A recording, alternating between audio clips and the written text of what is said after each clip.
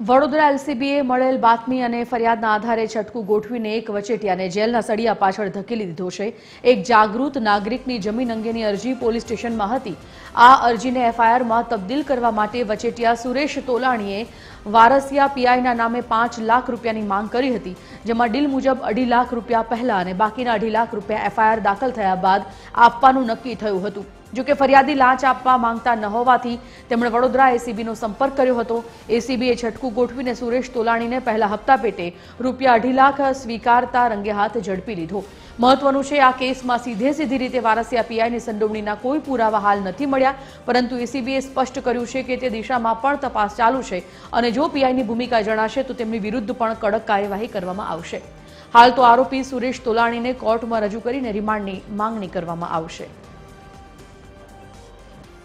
આ પ્રકારની કોઈપણ પ્રકારની લાંચ આપવા માંગતા ન હોય એમને એસીબી ઓફિસ અમદાવાદનો સંપર્ક કરેલો અને ત્યાંથી એના આધારે એસીબીની કાર્યપદ્ધતિ મુજબ ત્યાં ટ્રેપ ગોઠવવામાં આવેલી અને ટ્રેપ ગોઠવવાની અંદર જે આ વેપારી છે સુરેશચંદ્ર રામચંદ્ર તોલાણી કે જેમને પોતે હું આ કામ કરાવી આપીશ એમ કરીને એમના પાસેથી આ લાંચની રકમ 2.5 લાખ રૂપિયા એમને સ્વીકારેલા અને એ દરમિયાન એસીબીના અધિકારીઓએ એમને લાંચ લેતા પકડી અને આ કાયદેસરનો ગુનો દાખલ કરાયો છે।